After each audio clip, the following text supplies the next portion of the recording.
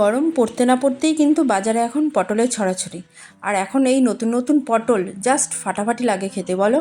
চলো আজকে আমি তোমাদের সাথে একটা নিরামিষ পটলের রেসিপি শেয়ার করছি। চলো দেখে নাও। এখানে দেখো পটল আর আলুগুলোকে আমি মোটামুটি ডুমো ডুমো করে কেটে নিয়েছি।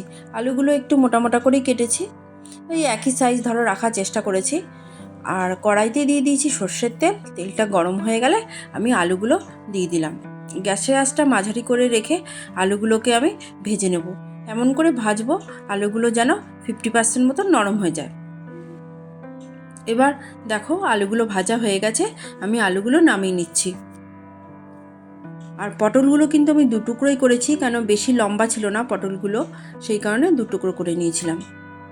আলুগুলো আমি নামিয়ে নিলাম। এরপর পটলগুলো দিয়ে দেবো। সামান্য সামান্য খোসা রেখেই আমি পটলগুলোকে খোসাটা ছাড়িয়ে রেখেছি। এইভাবে ছাড়ালে না পটলগুলো খুব ভালো ভাজা হয়। দেখো এইদিকে পটলগুলো ভাজা হয়ে গেছে, এটাও 50% মতন নরম হয়ে গেছে ভাজতে ভাজতেই। পটল আমার ভাজা হয়ে গেল, কড়াইয়ের তেলটা খুবই কমে গেছে, এই কারণে আমি আরেকটু সর্ষের তেল দিয়ে দিলাম। তেলটা গরম হলে এর মধ্যে কিছু বড়ি দিয়ে দেবো। ছোট ছোট বড়িগুলো আমার কাছে ছিল, মানে পোস্তর বড়ি এগুলো। ওই বড়িগুলো খুব ভালো করে ভেজে নেব। খেয়াল করবে বড়িগুলো যেন পুড়ে না যায়, এইভাবেই ভাজতে হবে। দেখো এইদিকে আমার বড়িগুলো একদম ভাজা হয়ে গেছে, এবার আমি বড়িগুলো নামিয়ে নেব।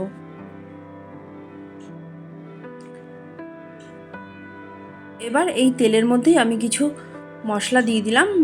ধরো জিরে দিলাম হাফ চামচ মতন ফোড়নের জন্য, আর দিয়ে দিলাম গোটা গরম মশলা, ধরো দুটো এলাচ, দুটো দারচিনি আর দুটো লবঙ্গ, আর দিয়ে দিলাম শুকনো লঙ্কা, একটাই দিয়েছি। ফোড়নটা ভাজা ভাজা হয়ে গেলে এর মধ্যে বাটা মশলা দিলাম। আমি এখানে 1 চামচ গোটা জিরে, 1 চামচ গোটা ধনে, আর দিয়েছি 5-6টা মতন কাঁচা লঙ্কা, আর 1 ইঞ্চি মতন আদা, সবগুলোকে একসাথে আমি পেস্ট করে নিয়েছি। এরপর এর মধ্যে পরিমাণ মতন হলুদ দিলাম, আর কালারের জন্য দিলাম হাফ চামচ মতন কাশ্মীরি লঙ্কার গুঁড়ো। মশলাটা নাড়াচাড়া করার পর এর মধ্যে আমি টমেটো পেস্ট দিয়ে দিলাম। দুটো মাঝারি সাইজের টমেটো আমি পেস্ট করে নিয়েছি, ওটাই দিয়ে দিলাম।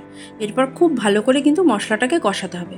মশলাটা দেখো আমার কষানো হয়ে গেছে, সাইড দিয়ে যখন তেলটা সেপারেট হয়ে গেছে তখন আমি পটল আর আলুগুলো দিয়ে দিলাম। দিয়ে খুব ভালো করে মশলার সাথে মিশিয়ে নেব।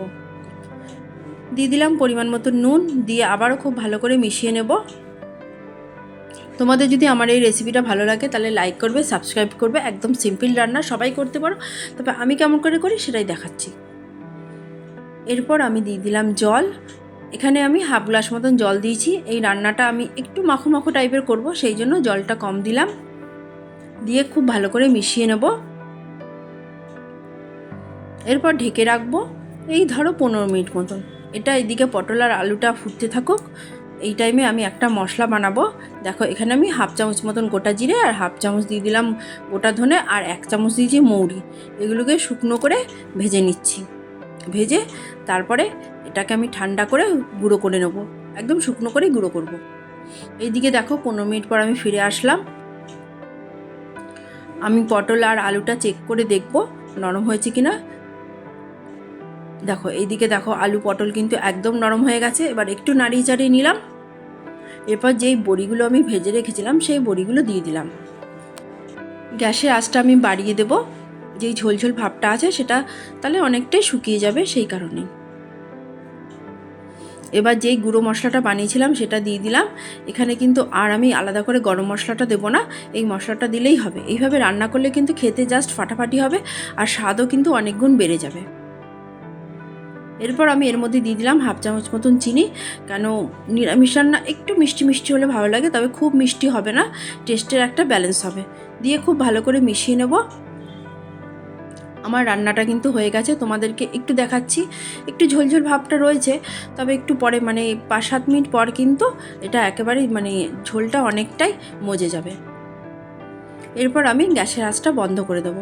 ব্যাস আমার রান্নাটা কিন্তু হয়ে গেল। সবাই তোমরা ভালো থাকবে, বাই, টাটা।